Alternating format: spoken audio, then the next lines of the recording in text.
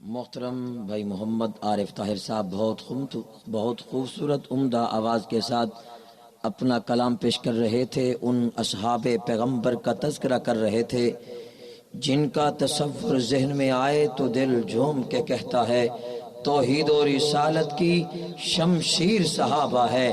توحید و رسالت کی شمشیر صحابہ ہے.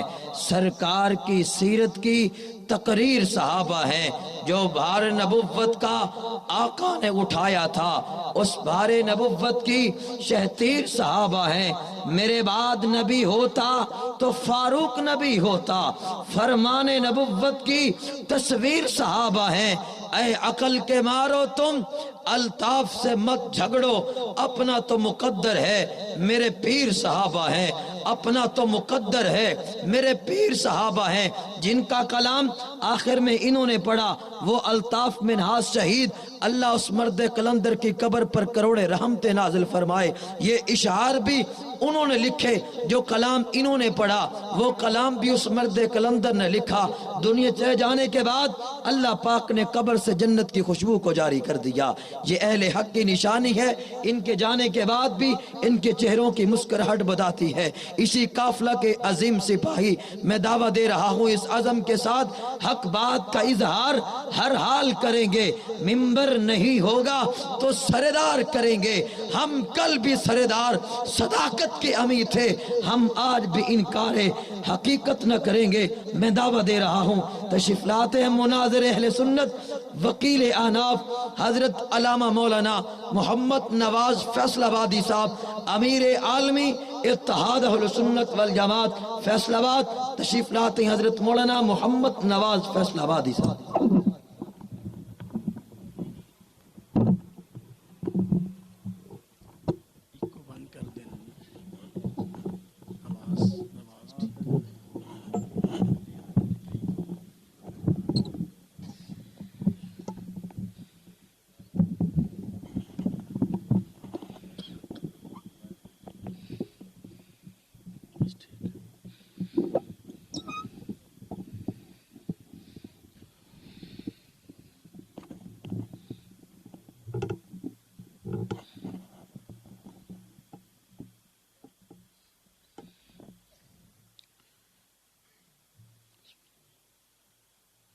ساجی بھی قریب آ چکے ہیں. انشاءاللہ چند ہی لمحات میں انشاءاللہ حضرت متکلم اسلام تشریف لے آئیں گے. آپ حضرات ذرا قریب تشریف لے آئیں، ساجی کو کہنا نہ پڑے. سب حضرات قریب بیٹھیں گے نا انشاءاللہ ایک دوسرے کی بات سننے کا اور سمجھنے کا غور سے موقع ملے گا. ہاں جی، درمیان میں جو خلا ہے نا اس کو ذرا بند کر دیں. آ جائیں کوئی نہیں. جو ساتھی ادھر بیٹھے ہیں نا وہ سامنے آ جائیں. جو بھائی درخت کے پاس بیٹھے ہیں وہ ادھر آ جائیں. ادھر آئے نا میرے ساتھ، یہ جگہ پھر ویسے خالی ہے.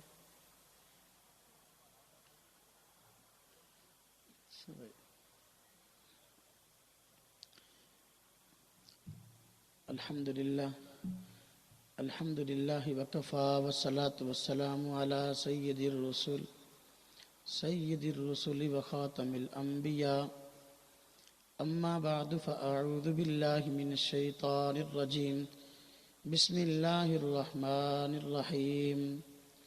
وما هذه الحیاة الدنیا الا لهو ولعب وان الدار الآخرة لہی الحیوان لو كانوا يعلمون. قال النبي صلى الله عليه وسلم المرء مع من أحبه. آمنت بالله صدق الله العظيم وصدق رسوله النبي الكريم ونحن على ذلك من الشاهدين والشاكرين والحمد لله رب العالمين. واجب الاحترام بزرگوں اور بھائیوں، مسلک اہل سنت والجماعت سے تعلق رکھنے والے غیور نوجوان دوستوں اور عزیزوں، اللہ رب العزت نے ہر انسان کو زندگی بھی عطا کی ہے اور ہر انسان کو موت سے بھی واسطہ پڑنا ہے. ایک دنیا کی زندگی ہے، ایک آخرت کی زندگی ہے. دنیا کی زندگی کی حقیقت اللہ رب العزت نے قرآن کریم میں واضح فرمائی ہے، آخرت کی زندگی کی حقیقت بھی اللہ رب العزت نے قرآن کریم میں واضح فرمائی ہے۔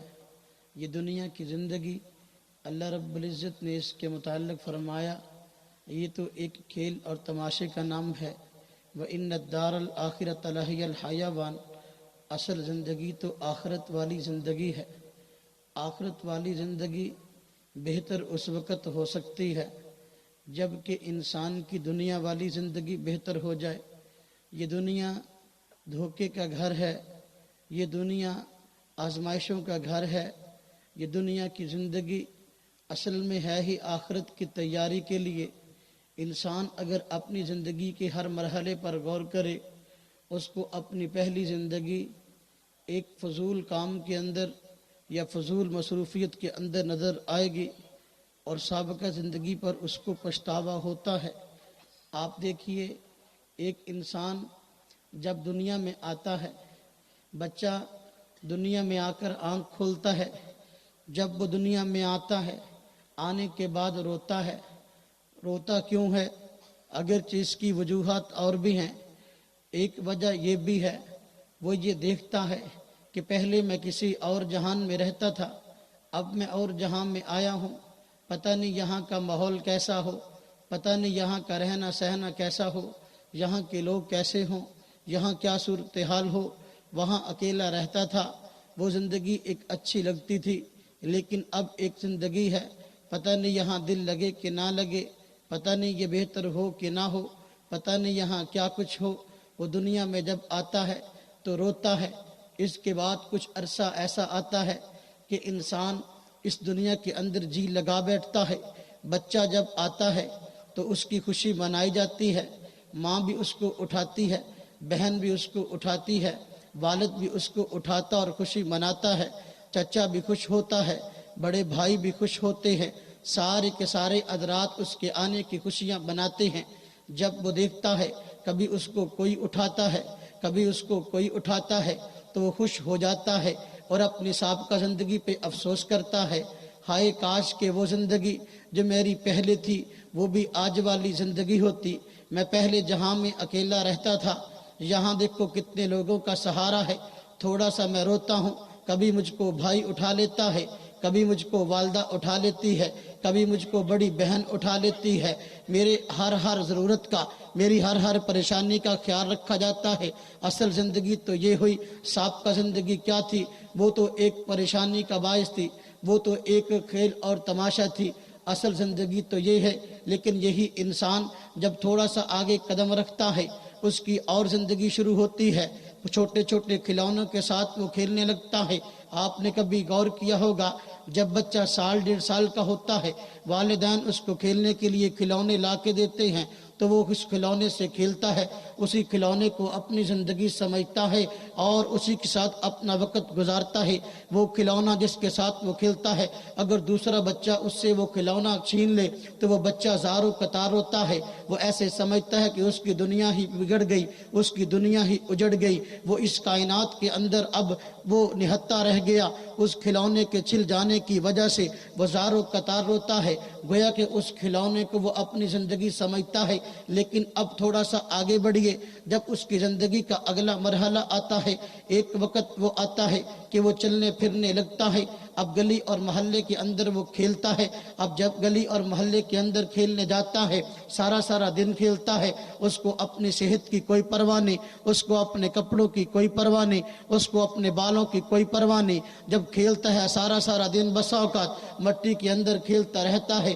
اب وہ یہ سمجھتا ہے اصل زندگی تو یہ تھی، سابقہ زندگی کیا تھی کہ میں چارپائی پہ پڑا رہتا تھا، کوئی مجھ کو اٹھاتا تو اٹھاتا، میں باہر جاتا، اگر کوئی نہ اٹھاتا چارپائی پہ پڑا رہتا۔ اب میں چلنے پھرنے لگ گیا ہوں، اب میں گلی میں جانے لگ گیا ہوں، میں بازار میں جانے لگ گیا ہوں، اب میں خود اپنے آپ اپنی ٹانگوں سے چل کر جاتا ہوں اور خود کھیلتا ہوں۔ اصل زندگی تو یہ ہے کہ انسان دنیا کے اندر کھیلے اور کودے۔ اب صاحب کا زندگی پر افسوس کرتا ہے کہ وہ زندگی کوئی قابل قدر زندگی نہ تھی۔ اصل زندگی تو اس چیز کا نام ہے، لیکن جب وہ تھوڑا سا آگے بڑھتا ہے، تھوڑا سا مزید اس کو اللہ پاک عمر عطا کرتے ہیں، پھر وہ اپنی اس زندگی پر افسوس کرتا ہے۔ اب اس کے اندر ایک اور شوق پیدا ہوتا ہے۔ وہ شوق کیا ہے؟ وہ بننے اور سنورنے کا شوق ہے۔ آپ نے کبھی دیکھا ہوگا 12 اور 14 سال کے بچے، ان کی یہ عمر بننے اور سنورنے کی ہوتی ہے۔ ان کی ہر وقت کوشش یہ ہوتی ہے کہ میں ہر وقت بن اور سنور کر رہوں۔ اچھے کپڑوں کا مطالبہ کرتے ہیں، بالوں کی کٹنگ اچھی کروا کے رکھتے ہیں، حتیٰ کہ بسا اوقات بعض نوجوان سوتے ہیں تو سوتے وقت بکنگی کر کے سوتے ہیں۔ یہ ان کی بننے اور سنورنے کی زندگی ہے۔ وہ سمجھتے ہیں آدمی اصل زندگی تو یہ ہے بن اور سنور کر رہے اور آدمی اچھے طریقے سے صاف اور ستھرا رہے۔ وہ کون سی زندگی تھی؟ میں گلی اور کوچے کے اندر مٹی کے اندر کھیلا کرتا تھا، میرا سر کے اندر بھی مٹی تھی، میرے ہاتھ اور پاؤں مٹی سے بھر چکے ہوتے تھے۔ اصل زندگی تو یہ ہے کہ انسان صاف اور ستھرا رہے۔ اب میری زندگی ہے جو قابل فخر ہے۔ اب صاحب کا زندگی پہ افسوس کیا۔ یہی آدمی جب جوانی پہ قدم رکھتا ہے، جوانی پہ قدم رکھنے کے بعد اب کیا ہے؟ اب اس کے دل میں خواہش پیدا ہوئی کہ دیکھو محلے کے فلاں بچے کی شادی ہوئی، محلے کی فلاں بچی کی شادی ہوئی، میرے ساتھ فلاں بچہ پڑھتا رہا، میرے دوست کی شادی ہو گئی، میری بھی شادی ہونی چاہیے۔ گھر والوں سے مطالبہ کرتا ہے کہ دیکھو فلاں کی شادی ہوئی، فلاں کی شادی ہو گئی، میری بھی شادی ہو جانی چاہیے۔ اصل زندگی تو یہ ہے کہ انسان دنیا کے اندر آئے، اس کی شادی ہو، اس کے بیوی اور بچے ہو، اپنے بیوی بچوں کے ساتھ آدمی خوش و خرم رہے۔ گھر والے کہتے ہیں اچھا چلو ٹھیک ہے تیری شادی کر دیتے ہیں، اس کے لیے رشتے کا انتخاب ہوتا ہے، اس کی شادی ہوتی ہے۔ جب وہ شادی کرا چکا ہوتا ہے، اب اس کے دل میں دو امنگیں پیدا ہوتی ہیں۔ ایک امنگ یہ ہے میرے فلاں دوست کی شادی ہوئی، اس کو اللہ پاک نے بیٹا عطا کیا، میری بھی یہ خواہش ہے اللہ پاک مجھ کو بھی بیٹا عطا کرے۔ اب یہ اس کی خواہش ہے۔ اب وہ اپنی سابقہ زندگی پر افسوس کرتا ہے، پہلے تو میں اکیلا تھا، اکیلا رہتا تھا، لیکن اللہ پاک نے اب مجھ کو رفیق حیات عطا کی ہے جو میری پریشانی کا خیال رکھتی ہے، میری صحت اور بیماری کا خیال رکھتی ہے، میرے کپڑوں کا خیال رکھتی ہے۔ اصل زندگی تو یہ ہے کہ آدمی اس دنیا کے اندر رفیق حیات کے ساتھ گزارے۔ سابقہ زندگی پہ افسوس کرتا ہے، وہ کوئی قابل قدر زندگی نہ تھی، لیکن جو ہی اس کی بیوی گھر میں آتی ہے دوسری خواہش اس کے دل میں پیدا ہوتی ہے۔ پہلے تو اپنا گزارا جیسے چلتا تھا سو چلتا تھا، کبھی والد سے پیسے لے لیے، کبھی بڑے بھائی سے پیسے لے لیے، کبھی چچا سے کچھ پیسے مانگ لیے۔ اب شادی ہو گئی ہے، اب اپنا بھی گزارا کرنا ہے، بیوی کا گزارا بھی کرنا ہے، اولاد ہو گئی ہے، اس کو بھی ہم نے کھلانا ہے، اس لیے اس کے دل میں شوق پیدا ہوتا ہے مال کمانے کا۔ وہ دن رات محنت کرنے لگتا ہے۔ پہلے وہ اپنے لیے جیتا تھا، پھر اپنی بیوی کے لیے جیتا ہے، پھر اپنے بچوں کے لیے جیتا ہے اور دن رات ایک کر دیتا ہے۔ ایسے ایسے افراد بھی دیکھے گئے جو شادی سے پہلے کام نہ کرتے تھے، شادی ہوئی ہے تو اب 24 گھنٹے حتیٰ کہ نیند نہ آنے والی گولیاں کھا کر 24 گھنٹے کام کرتے نظر آتے ہیں۔ کیا ہے بیوی کا کیا بنے گا، بچے کا کیا بنے گا، اس فکر کے اندر اب وہ 24 گھنٹے جاگ کر ڈبل ڈیوٹیاں کر رہے ہیں۔ اب کوشش ہے گھر کے اندر مال آ جائے، بیوی کا جو دنیا کا یہ سارا معاملہ ہے سنور جائے اور بچوں کی دنیا سنور جائے، اس کے لیے دن رات کوشش کرتا ہے۔ اب اس کا کیا ہے، اگر گھر پہلے ایک مشترکہ تھا، جب باپ شادی کرتا ہے عام طور پہ گھر مشترکہ ہوتا ہے، سارے بھائی مل کر رہتے ہیں۔ اب اس کی خواہش ہے کہ میں ایسا کیوں نہ کروں، اپنا پلاٹ الگ لے لوں، اپنا گھر الگ بناؤں، میرا الگ گھر ہونا چاہیے۔ اس کے لیے دن رات محنت کرتا ہے، حتیٰ کہ ایک وقت آتا ہے گھر اس کا الگ بن جاتا ہے۔ جب گھر اس کا الگ بن گیا، اب اس کے دل میں خواہش پیدا ہوئی محلے کے فلاں دوست کے پاس موٹر سائیکل میرے پاس بھی آنی چاہیے، اس کے پاس گاڑی میرے پاس بھی آنی چاہیے۔ اس کے لیے محنت کرتا ہے اور کوشش کرتا ہے۔ جب اپنے پاس گاڑی بھی آ گئی، اب اس کی خواہش ہے کہ دیکھو جس طرح گاڑی میرے پاس ہے، اگر میرے 3 بیٹے ہیں، تینوں کے پاس الگ الگ الگ گاڑیاں ہونی چاہیے، جس طرح میرے پاس الگ گھر ہے، میں بچوں کی شادی کروں، تینوں کے لیے الگ الگ گھر ہونے چاہیے۔ اب اس کے لیے دن رات کوشش کرتا ہے یہاں تک کہ اولاد جوان ہوتی ہے۔ اب اولاد جوان ہونے کے بعد ان کی شادی کی فکر کرتا ہے، یہ دنیا کی ساری فکر ہے۔ اب جب وہ مال کما رہا ہوتا ہے، اپنی سابقہ زندگی پہ افسوس کرتا ہے، ہائے کاش کہ میری 18-20 سال کی زندگی جو میں نے ایسے ہی گزار دی، گلی کوچوں کے اندر بیٹھ کر گزار دی، موبائل فون پہ رات کو باتیں کرتے ہوئے گزار دی، لوگوں کو SMS کرتے ہوئے گزار دی، گلی کوچوں کے اندر میچ کھیلتے ہوئے گزار دی۔ کاش کہ میں پہلے کام کرنا شروع کر دیتا، آج میرے پاس مال پہلے سے کہیں زیادہ ہوتا، آج میرے پاس جو بینک بیلنس ہے اس سے کہیں زیادہ ہوتا۔ سابقہ زندگی پہ افسوس کرتا ہے، وہ کوئی قابل قدر زندگی نہیں ہے۔ اصل زندگی تو یہ ہے کہ انسان اس کائنات کے اندر زیادہ سے زیادہ مال کمائے، زیادہ سے زیادہ بینک بیلنس حاصل کرے۔ اس لیے اس کے ہاں سب سے معزز آدمی وہ شمار ہوتا ہے جو سب سے بڑا مالدار ہے، اس لیے اس کی کوشش ہوتی ہے مالداروں کے ساتھ تعلق بڑھاؤں، آگے رشتہ داری کروں تو مالداروں کے ساتھ کروں۔ یہ اس کی خواہش بوڑھا ہونے تک رہتی ہے، جو وہ جوان ہوتا، جو وہ بوڑھا ہوتا ہے، اس کی یہ خواہشات جوان ہوتی ہیں، مال جمع کرنے کی اس کے اندر خواہشیں پیدا ہوتی ہیں، حتیٰ کہ وہ آدمی مر جاتا ہے۔ جب مر جاتا ہے، اب کثیر مال چھوڑتا ہے، والدین کے جانے کے بعد یا والد کے جانے کے بعد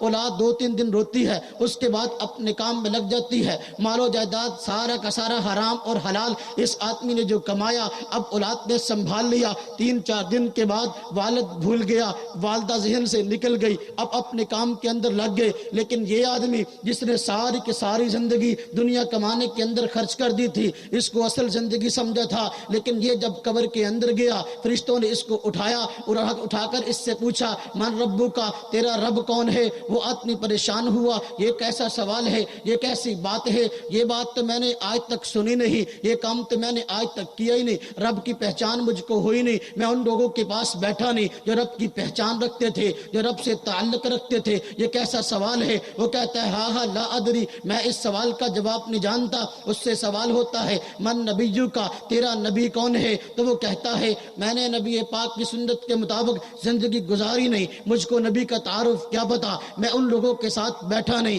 جہاں نبی کی تعلیم دی جاتی تھی، ان کی سنتیں بتائی جاتی تھی، میں کبھی مسجد میں گیا نہیں، میں کبھی مدرسے میں گیا نہیں، مجھ کو کیا پتا من نبیو کا جواب کیا ہے؟ وہ کہتا ہے ہاں لا ادری، میں نہیں جانتا اس کو، اس کا کیا جواب ہے؟ پھر اس سے پوچھا جاتا ہے ہاں بتاؤ ما دینو کا، تیرا دین کیا ہے؟ تو وہ کہتا ہے ہاں لا ادری، میں نہیں جانتا اس سوال کا جواب کیا ہے۔ اب اس کو جوتے پڑنے شروع ہوتے ہیں، اللہ تعالیٰ کی طرف سے عذاب شروع ہوتا ہے۔ اب وہ اپنی سابقہ زندگی پہ افسوس کرتا ہے کہ دنیا کی زندگی ساری کی ساری میں نے پیسے کمانے کے اندر لگا دی، میں نے حرام اور حلال کی تمیز نہ کی، میں ساری زندگی اپنی اولاد کی خاطر جانیں قربان کرتا رہا، قربانیاں دیتا رہا، کھپتا رہا، خون اور پسینہ ایک کیا، لیکن میں نے کبھی بھی اس کام کے لیے تیاری نہ کی جو آج میرے ساتھ معاملہ پیش آیا۔ میں نے نہ رب کی معرفت حاصل کی، نہ نبی پاک صلی اللہ علیہ وسلم کی سنتوں پر عمل کیا، نہ میں نے دین کو سیکھا۔ اصل زندگی تو یہ ہے انسان رب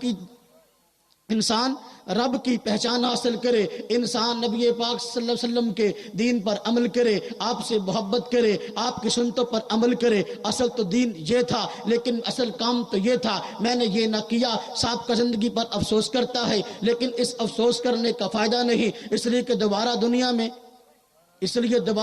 میں آنا نہیں۔ جب دوبارہ دنیا میں آنا نہیں، اب وہ افسوس کرتا ہے اور وہاں عذاب میں مبتلا ہے۔ اللہ پاک نے دنیا کی زندگی بھی عطا کی ہے، آخرت کی زندگی بھی عطا کی ہے۔ دنیا کی زندگی کے متعلق فرمایا یہ کھیل اور تماشا ہے، تم دنیا کی زندگی میں رہتے ہو، جس طرح سے دیکھو کھیل کے بارے میں کچھ پتہ نہیں وہ کب شروع ہو اور کب ختم ہو، اسی طریقے سے دنیا کی زندگی کے بارے میں کچھ پتہ نہیں وہ کب شروع ہو اور کب ختم ہو۔ دیکھو بسا اوقات بچے گھر سے کھیلنے کے لیے جاتے ہیں، 10 منٹ کے بعد واپس آتے ہیں، کیا ہوا جی کھیل کر کیوں نہیں آئے؟ کہتے ہیں بچے آپس میں لڑ پڑے اس لیے آج کھیلنے کے لیے نہیں جائیں گے، یا جاتے ہیں 10 منٹ کھیلا، لڑائی ہو گئی، واپس آ گئے، کیا ہوا جی بچے لڑ پڑے اس لیے کھیل ختم ہو گیا۔ ان کے ذہن میں بھی نہ تھا، گھر سے کھیلنے کے لیے گئے 4 گھنٹے کی اجازت لے کر، 5 گھنٹے کی اجازت لے کر، شام کو آنے کا وعدہ دے کر، لیکن آگے 10 منٹ کے بعد اسی طرح سے دیکھو بسا اوقات آدمی بسا اوقات انسان کھیلنے کے لیے جاتا ہے،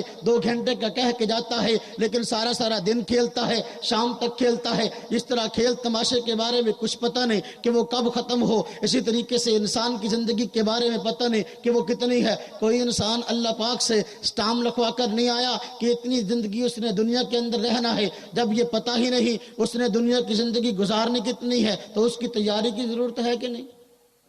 ہمارے یہاں تیاری کب کی جاتی ہے؟ جب انسان کے بچے ہو جائیں، جب آگے پوتے ہو جائیں، اب دادا جی کام کے نہ رہے، اب بہو بھی کہتی ہے ابا جی جاؤ مسجد میں، بیٹا بھی کہتا ہے ابا جی جاؤ مسجد میں، پوتے بھی کہتے ہیں آؤ آپ کو مسجد میں چھوڑ کر آئیں۔ اب مسجد میں آتا ہے، لیکن جب جوانی تھی مسجد کا رخ نہ کیا، لیکن جب دیکھو کمانے کے دن تھے دنیا کماتا رہا، لیکن آخرت اس نے نہ کمائی۔ اصل زندگی تو دنیا کی زندگی نہیں بلکہ آخرت کی زندگی ہے۔ آخرت کی زندگی کامیاب تب ہوتی ہے، آخرت کی زندگی قیمتی تب بنتی ہے جب انسان دنیا کی زندگی کو قیمتی بنائے، اللہ کے ساتھ تعلق قائم کرے۔ اللہ کے ساتھ تعلق قائم کرنے کے لیے اللہ پاک نے مراکز بنائے ہیں۔ نبی پاک صلی اللہ علیہ وسلم کی ذات کے ساتھ تعلق قائم کرنے کے لیے مراکز بنائے ہیں۔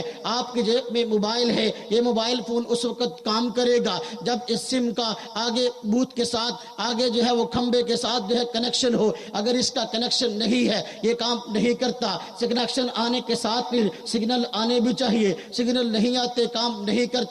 اسی طریقے سے اس سے مراکز ہیں، کنیکشن ہے، ایمان کا کنیکشن جڑا ہے مسجد کے ساتھ، ایمان کا کنیکشن جڑا ہے مدرسے کے ساتھ۔ اب جو آدمی مسجد کے ساتھ تعلق رکھتا ہے، مدرسے کے ساتھ تعلق رکھتا ہے، خود بھی پڑھتا ہے، اپنے بچوں کو پڑھاتا ہے، وہ تو آگے دیکھو کنیکشن جڑ گیا۔ اب وہ آدمی اپنی آخرت کو سنوار گیا۔ لیکن جو آدمی اپنا کنیکشن نہ جوڑ سکا مسجد کے ساتھ، جو آدمی کنیکشن نہ جوڑ سکا مدرسے کے ساتھ، اب وہ آدمی دنیا سے گیا ہے تو وہاں قبر کے اندر اس کو مصیبت پیش آئی ہے۔ اس لیے آج سب سے بڑی ضرورت یہ ہے کہ علم دین حاصل کیا جائے۔ انسان اس کائنات کے اندر اللہ رب العزت کی مرضی کے مطابق زندگی گزارنے کے لیے آیا، کھانے اور پینے کے لیے نہیں آیا۔ جانور بھی کھاتے اور پیتے ہیں، شادی اور بچے کے لیے نہیں آیا۔ بچے بھی دیکھو جس طرح ہم بچے پیدا کرتے ہیں اس طرح جانور بھی بچے پیدا کرتے ہیں۔ بعض جانور تو ایسے ہیں سال میں 1 سے زائد بچے پیدا کرتے ہیں۔ اگر بچے کا پیدا کرنا کمال ہوتا تو وہ جانور ام سے شان میں بڑھ جاتا، یہ بھی کوئی مسئلہ نہیں۔ فلاں آدمی ہے وہ اتنا کھانا کھاتا ہے، یہ بھی کوئی کمال نہیں۔ بھینس ام سے زیادہ چارہ کھاتی ہے۔ اگر کوئی آدمی بھینس کو خریدنے کے لیے جائے اور پوچھے ہاں بھائی یہ چارہ کتنا کھاتی ہے، وہ کہے جی چارہ کھاتی ہے 2 من، دودھ کتنا دیتی ہے ½ کلو، خریدے گا نہیں؟ پہلے پوچھے گا دودھ کتنا دیتی ہے، چارے کا نہیں پوچھتے۔ اسی طریقے سے دیکھو آج ہم بھی اس دنیا کے اندر رہتے ہیں، کھانے اور پینے کو اپنی زندگی بنا لی ہے۔ دیکھیے بھائی کھانا زندگی کے لیے نہیں، کھانا زندگی کے لیے ہے بلکہ زندگی کھانے کے لیے نہیں ہے۔ اللہ رب العزت نے دیکھو اس کائنات کے اندر ہمیں بھیجا، اس دین پر عمل کرنا ہے۔ دین پر عمل تب ہوگا جب ہمارا دینداروں کے ساتھ تعلق ہوگا۔ اگر دینداروں کے ساتھ تعلق نہیں، دین پر عمل نہیں ہو سکتا۔ آج بعض لوگ کہتے ہیں علماء کرام جدید تعلیم کے خلاف ہیں، علماء کرام نہیں چاہتے کہ لوگ وکیل بنے، علماء کرام نہیں چاہتے کہ لوگ ڈاکٹر بنے، علماء کرام نہیں چاہتے کہ لوگ انجینئر بنے۔ ہم کہتے ہیں نہ وکیل بھی بنو، انجینئر بھی بنو، ڈاکٹر بھی بنو اور دیندار بھی بنو۔ اگر ایک آدمی ڈاکٹر ہے دیندار بھی ہے سار آنکھوں پہ، ایک آدمی وکیل بھی ہے دیندار بھی ہے سار آنکھوں پہ، ایک آدمی دیندار بھی ہے اور ساتھ انجینئر بھی ہے سار آنکھ پہ، ہم اس کا احترام کرتے ہیں۔ لیکن ایسا آدمی جو انجینئر تو ہے قل ہو اللہ اس کو آتی نہیں، ایسا ڈاکٹر تو ہے لیکن اس کو نماز آتی نہیں، ایسا ڈاکٹر تو ہے لیکن اس کو دین کے بنیادی مسائل کا پتہ ہی نہیں، پاکی ناپاکی کے مسائل کا پتہ نہیں۔ ہم ایسے ڈاکٹر کے مخالف ہیں۔ اپنے بچوں کو ڈاکٹر بنانا ہو بالکل بنائیے، لیکن ایسا ڈاکٹر بنائیے جو دیندار ڈاکٹر ہو۔ اگر ڈاکٹر تو ہے دیندار نہیں ہے، ہم کہتے ہیں یہ مقصد میں کامیاب نہیں ہوا۔ دیکھیے دین ہمارا مقصد ہے دنیا ہماری ضرورت ہے. اس کائنات کے اندر انسان نے روزی کمانی ہے. یہ سارے کے سارے معیشت کے اسباب ہے. ایک آدمی انجینئر بنتا ہے, اس کی دنیا اچھی ہو جاتی ہے, پیسے کماتا ہے. ایک آدمی وکیل بنتا ہے, اس کی دنیا اچھی ہو جاتی ہے, پیسے کماتا ہے. ایک آدمی ڈاکٹر بنتا ہے, اس کی دنیا اچھی ہو جاتی ہے اور وہ اس کو کماتا ہے.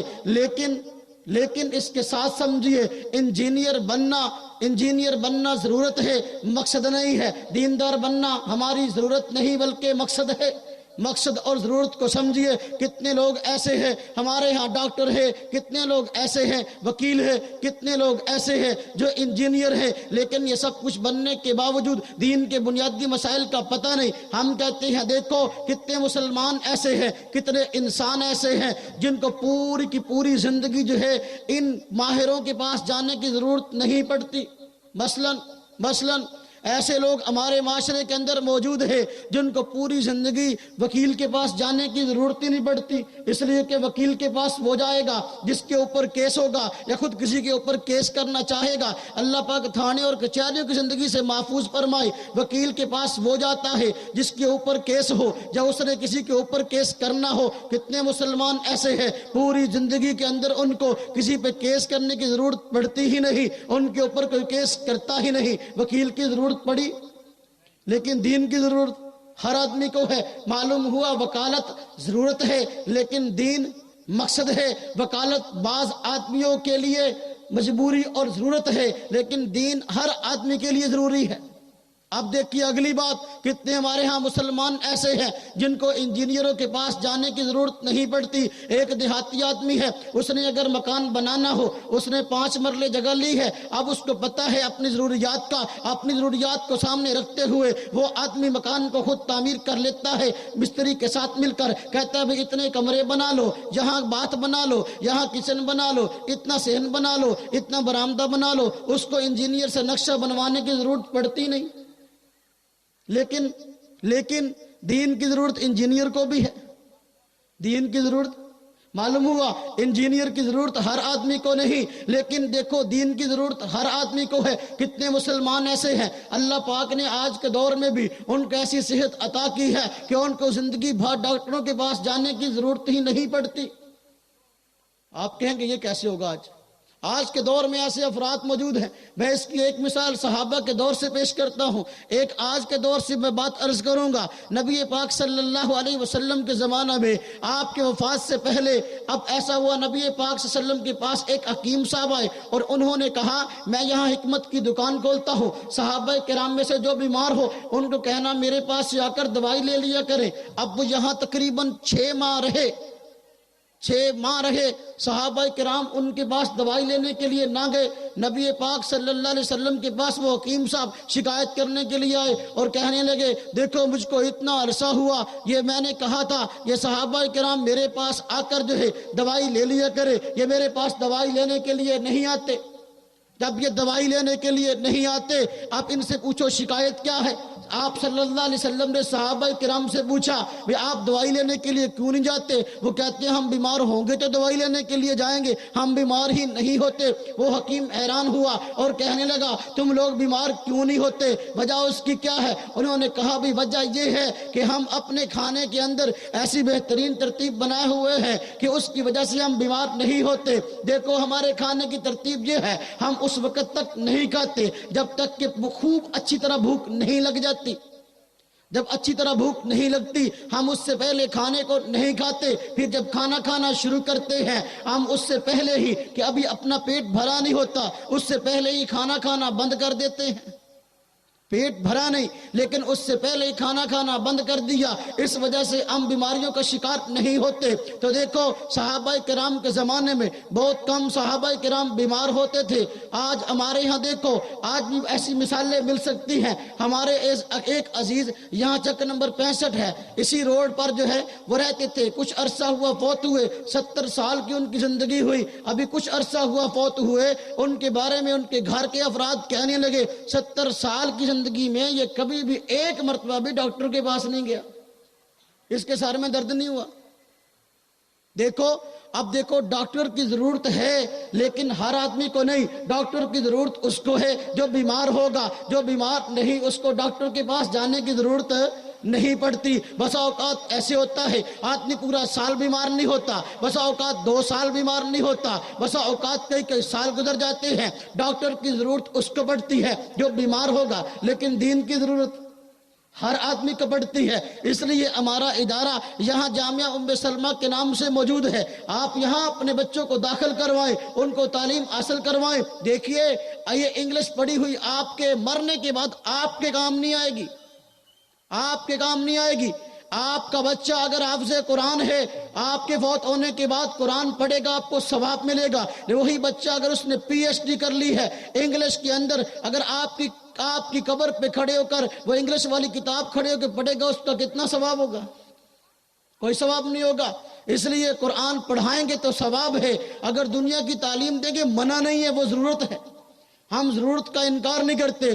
آج ضرورت کو مقصد سمجھ لیا گیا ہے, آج ضرورت مقصد سمجھ لیا گیا ہے. آپ دیکھیے گھر گھر جو ہے مدرسے بن چکے ہیں, مسجدیں بن چکی ہیں. لوگ اپنے بچوں کو پڑھنے کے لیے نہیں بھیجتے. کیوں جی؟ اس نے سکول جانا ہے, اگر یہ صبح کو پڑھنے کے لیے جائے گا سکول سے لیٹ ہو جائے گا. کتنی مائیں اور کتنے والدین کا یہ ذہن ہے, ہم اپنے بچوں کو سکول پڑھنے کے لیے اس لیے نہیں بھیجتے. یہ جب مسجد سے آئیں گے سکول جانے کے لیے ان کو دیر ہو جائے گی, اس لیے ہم صبح کو پڑھنے کے لیے نہیں بھیجتے. اچھا ہم کہتے ہیں شام کو بھیجو, دوپہر کو بیچو. وہ کہتے ہیں بھئی دیکھو اب سکول سے آئے ہیں, آنے کے بعد ان لوگوں نے تھکے ہوئے ہیں, آرام بھی تو کرنا ہے نا, اب کچھ دیر سوئیں گے اس لیے زور کے بعد نہیں آ سکتے. اچھا ہم نے کہا عصر کے بعد بھیجو, عصر کے بعد کیوں نہیں بھیجتے؟ کہتے ہیں دیکھو جی اس نے تھوڑی دیر کے لیے کھیلنا بھی تو ہے نا. اچھا عصر کے بعد کھیلنے کے لیے ہے, مغرب کے بعد بھیجو, کیوں نہیں بھیجتے؟ کہتے ہیں اس نے اکیڈمی جانا ہے, اس نے ٹیوشن جانا ہے. دین کے لیے ٹائم ہی ختم ہو گیا. اگر ہمارے پاس دین کے لیے ٹائم نہیں ہے, اللہ تبارک و تعالیٰ کی ذات کے ہاں ہم کل کو کیا جواب دیں گے؟ کیا سوال کا جواب ہوگا؟ اللہ کے ہاں پوچھ گچھ ہوگی تو کیا بات کریں گے؟ اس لیے آج اس بات کا عہد کرے کہ ہم نے خود بھی پڑھنا ہے, اگر نہیں پڑھے اپنے بچوں کو بھی پڑھانا ہے. کون کون حضرات ہیں پڑھنے کے لیے؟ پڑھنے کے لیے اور پڑھانے کے لیے. ہاں جی, بچوں کو پڑھانا ہے اور خود پڑھنا ہے. جامعہ ام سلمہ میں کون کون داخل کروائیں گے اپنے بچوں کو؟ ہاں جی کروائیں گے سارے. دیکھیے میں آخری بات عرض کر رہا ہوں. اللہ رب العزت نے اس کائنات کے اندر بہت ساری نعمتوں سے نوازا ہے. وَإِن تَعُدُّوا نِعْمَتَ اللَّهِ لَا تُحْصُوهَا. اللہ پاک فرماتے ہیں کہ میں نے انسان پہ اتنی نعمتیں کی ہیں, اگر وہ ان کو گننا اور شمار کرنا چاہے نہیں کر سکتا. لیکن سب سے بڑی نعمت ایمان والی نعمت ہے. کون سی نعمت اللہ پاک نے عطا کی؟ ایمان والی نعمت ہے. ایمان کیسے بچے گا؟ آدمی کا قرآن کے ساتھ تعلق ہوگا. اگر قرآن کے ساتھ تعلق نہیں تو پھر آدمی ایمان اپنا بچا نہیں سکتا. اس لیے یہ قرآن عزت والی کتاب ہے. جو آدمی اس کے ساتھ نسبت قائم کرتا ہے وہ بھی عزت والا بن جاتا ہے.